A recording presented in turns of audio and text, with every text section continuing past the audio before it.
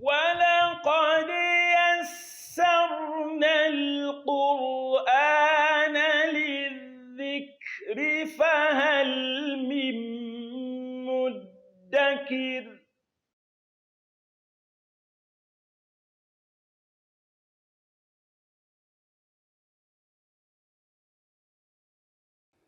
Assalamu alaikum wa rahmatullahi wa barakatuhu. Dear viewers, you are welcome to our program, your program, Quran Made Easy, reaching you from MTA Africa. Today, inshallah, we shall be looking at another interesting topic in the recitation of the Holy Quran, and that is the rules guiding the recitation of Nun, Sākinah, and Tanween. The rules guiding the recitation of Nun, Sākinah, and Tanween. So that is what we shall be looking at today, inshallah. Now, what is Nun, Sākinah? Nun, Sākinah is the Nun carrying sukun. So when you are reciting the Quran and you come across letter Nun carrying sukun, we say that is Nun as-Sākinah and Nun Sākinah. Then what is Tanween? Tanween is when you have a vowel doubled. When you have a doubled vowel, that is Tanween. Whether you have two Fathah, which we call Fathatan, or you have two Kasrah, which we call Kasratan, or you have two Dhammah, known as Dhammatan. So whenever you come across any of this in the course of your recitation, how do you pronounce it? How do you recite it? So that is what we shall be looking at today, inshallah. Now, before we go into the rules proper, why are we learning the rules for Nun, Sākinah, and Tanween together? So that is a question we have to look at.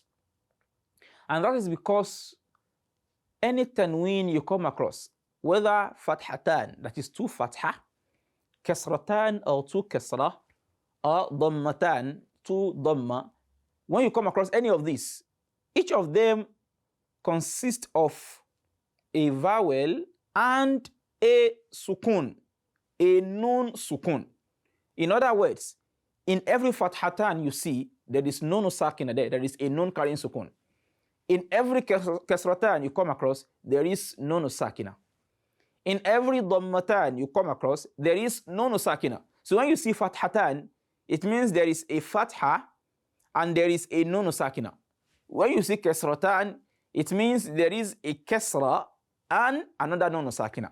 When you see Dhammatan, it means there is a Dhamma and a Nun Sākinah. So that is why we are learning both together. The same rule or the same rules are applicable to Nun Sākinah and the Tanween.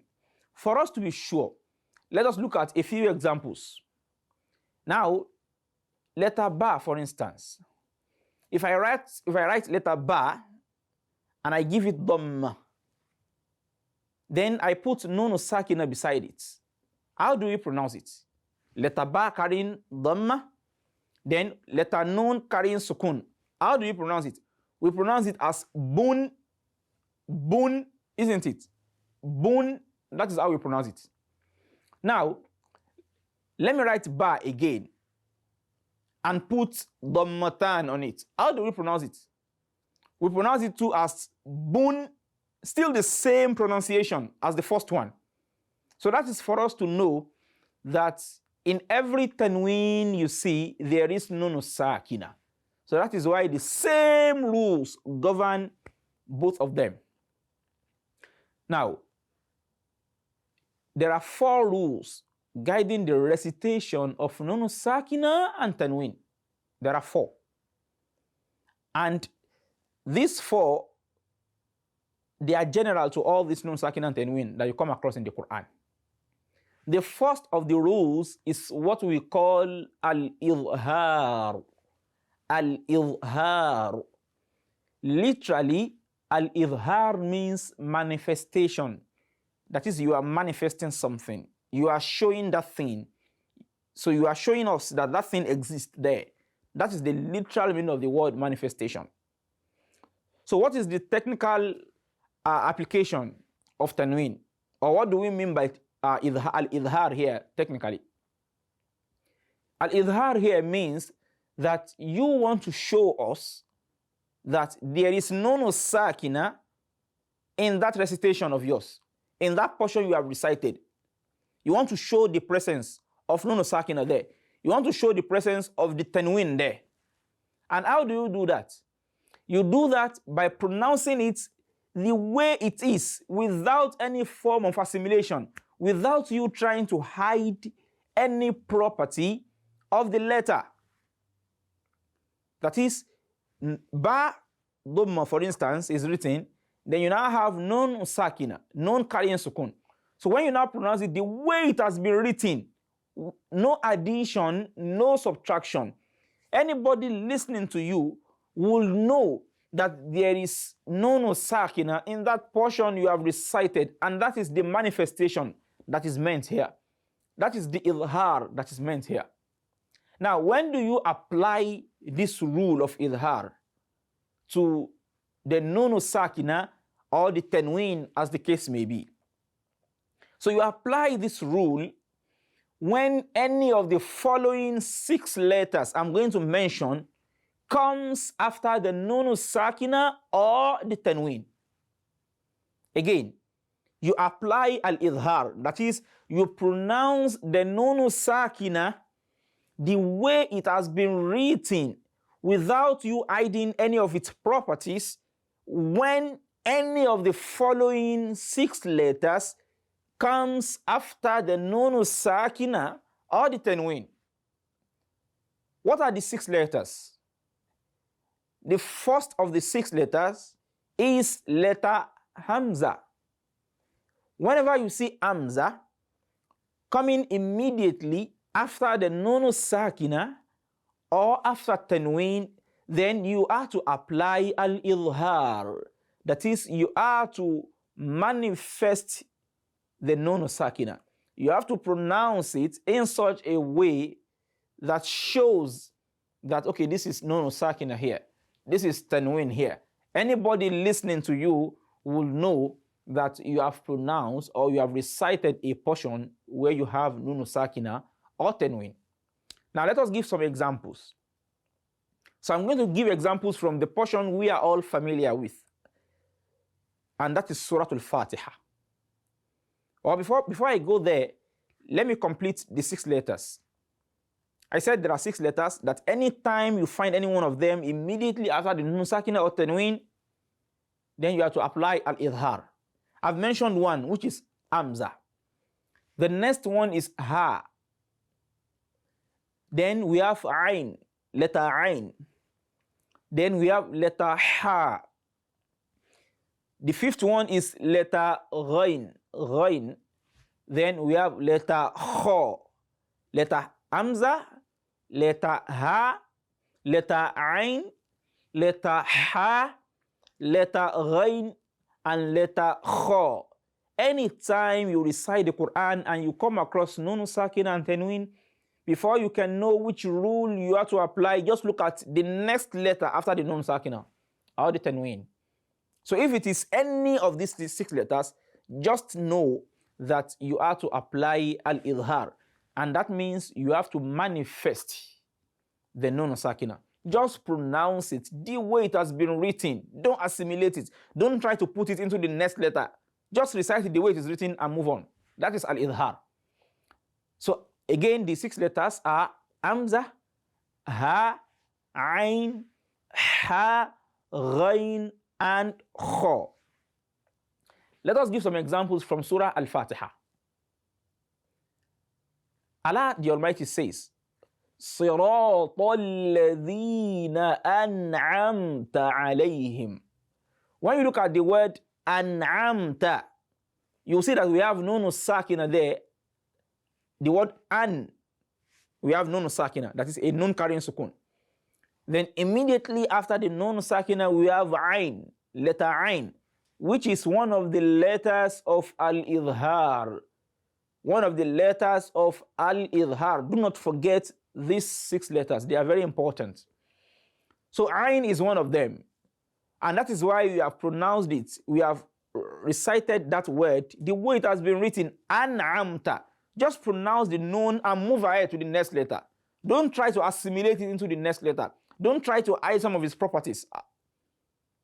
So just pronounce it an'amta. An'amta. In other verse of the Quran, we have min indillah. Min'i. We have nun sākinah, then we have ayn. We have nun sākinah, we have ayn.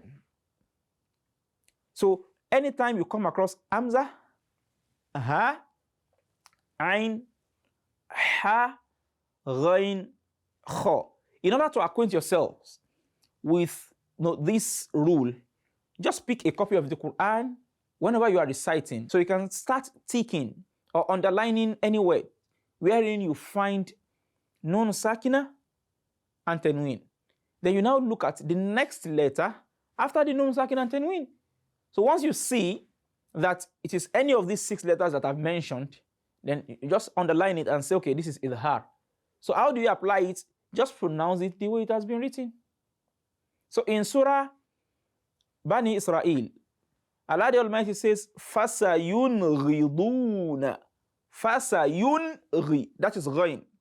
So that's an example of ghain. You know, ghain is also one of the letters of al-idhar that I have mentioned. So fasayunri. So don't say fasayunri. When you say fasayunri, so you are trying to assimilate that nun sākinah, and that is wrong. That is normal idhar. So what is meant by idhar is manifestation. Manifest it. Recite it the way it has been written there. No form of assimilation. Don't say an'amta alayhim. Some people recite Suratul Fatiha like that. It is siratal ladhina an'amta alayhim. No. Manifesting it means you just pronouncing the letter and move on to the next one. No assimilation. Siratal ladhina an'amta. An'amta. Not an'amta. No. So there is no fasayunghiduna. No. Fasayunghiduna. Fasayunghiduna. So that's an example of ghain. So you also have examples of ha. So many examples. For instance, minhum. The word minhum. Min. We have nun sākinah there after the mim. Then immediately after it we have ha. How do you pronounce it? You say minhum. Don't say minhum. No.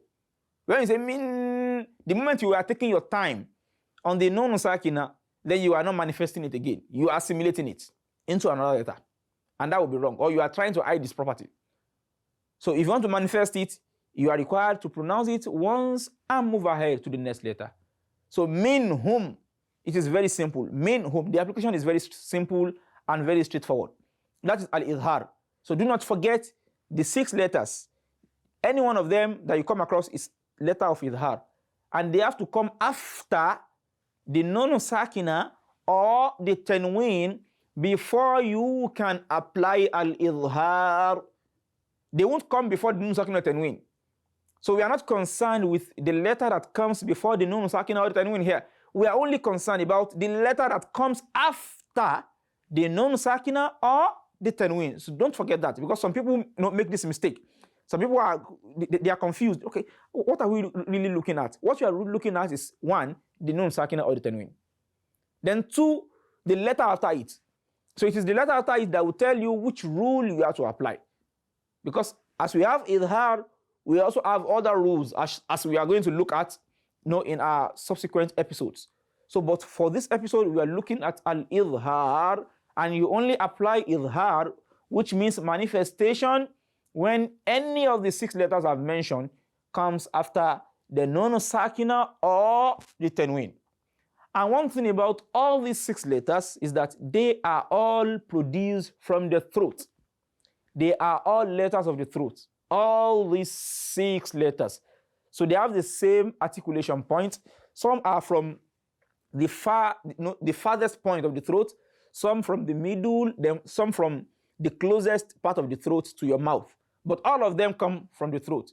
So all these letters are the letters of al-idhar. So we call them the letters of al-idhar. So just make sure that you pronounce them the way they are written. So don't take your time on them. Recite it, pronounce it, and move ahead. Like the example I gave, an'amta alayhim. Don't say an'amta. Don't say minhum. No, minhum. An'amta. And so on and so forth. So this is how far we can go for today. Inshallah, we shall meet in our next episode. So in case you have inquiries and questions to ask, please send them to africa@mta.tv. Till we meet in our next episode, I say Assalamu alaikum wa rahmatullahi wa barakatuhu.